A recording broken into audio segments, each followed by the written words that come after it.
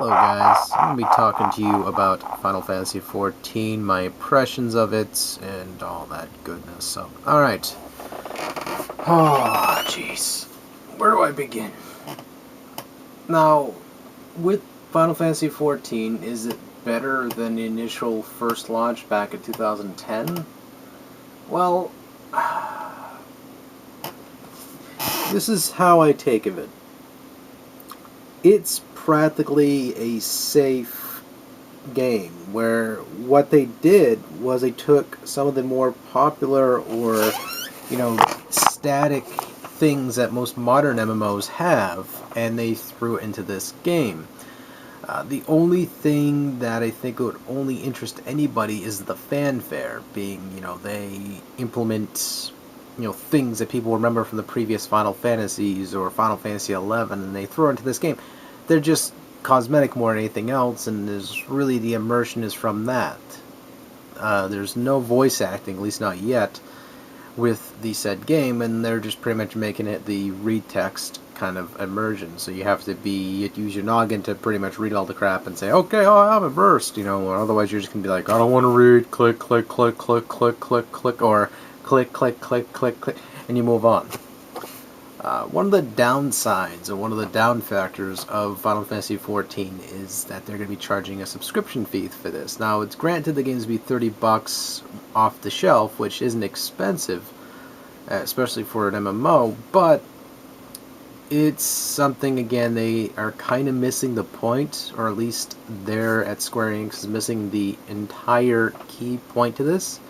And if they're trying to sell people with a safe Ragnarok Online 2 inspired game, because it's practically the same damn game except from the Final Fantasy coding, which, I like Final Fantasy like the next guy, but it's just like...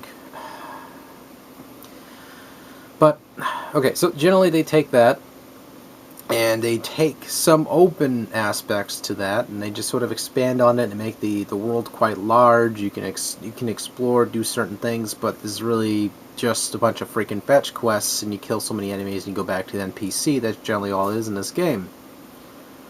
Prior to that, though, there's really, so far, only thing really going for it is how it looks, and the music sounds fantastic. Combat's alright. It's your typical turn-based combat, where some people say, oh, it's action. No, it's not. That's turn-based. It's just you're rapidly pressing 2, 3, 4, 5, and 6. There's really no action to that. It's automated combat, so therefore there's none of that. Also, they took one thing out of this game that Final Fantasy XI was really predominant for, which really was the key factor, was the partying system. So far, I've noticed there's really nothing for parties other than you grouping up with somebody, and there's really no things to do other than running around doing fates. But that, again, I don't know. I mean, I'm not really impressed with this game. I felt that it was something that they could have done a lot better with. They could have built more off of. They had this second chance to do something that was innovative rather than safe, and actually do a AAA MMO here. But instead, they're doing this, not microtransactions, excuse me, this pay-to-play bullshit. And they could have easily just made this a buy-to-play game, meaning you buy the game once, because people always mix that shit up all the time. They say, well, you just did buy-to-play, make up your mind. It's like, no, I was being quite correct, buy-to-play. Meaning, for example, you buy Call of Duty, you bought it so you can play it. No additional fee. So after I get that definition knocked out of the way, let's get back into the actual conversation piece here. So it's one of those games that they could have easily put cosmetic cash shop into this, as well as a couple other things along the way, and charge for additional DLC if possible, which, that would obviously pay for servers and anything else. And that could have made the game a very, very profitable game. It would have been, margin line of $30. They could have put this... Of course, fanboys easily say, well, if when I pay for a game monthly, that means I'm getting quality. What? Okay, look, let me get this straight, right? So when I pay for PlayStation Plus, I'm getting same games for the $5 I could have paid, could have bought that game they give me every month.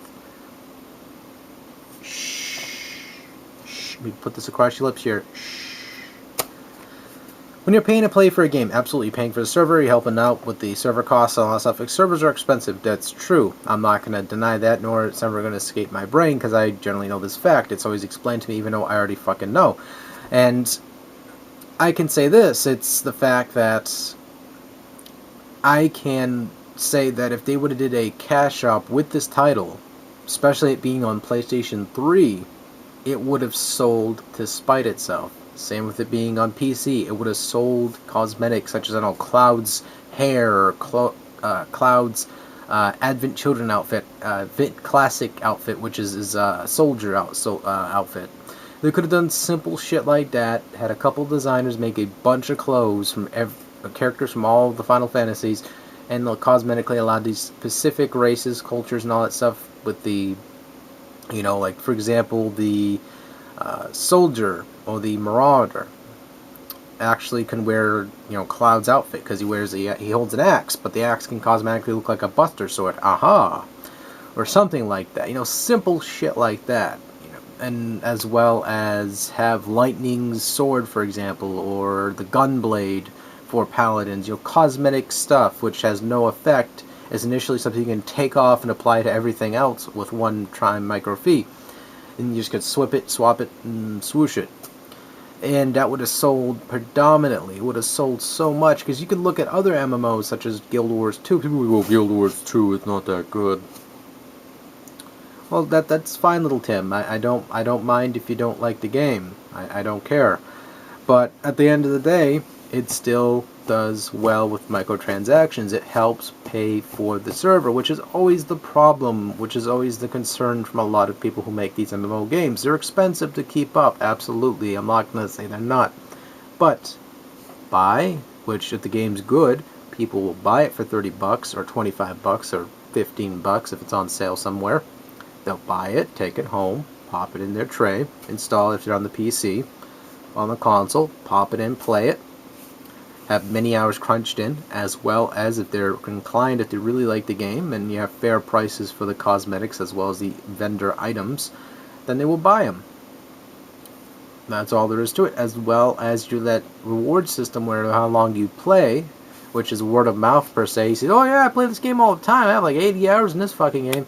You have people who do that shit, who play the game constantly, gives other people an incentive because you see those people playing it, and it's a vicious cycle, because it just, again, it helps out Square Enix more than anything else. Word of mouth, microtransactions, people buying the game, hard copy, or a physical or digital copy through their digital service.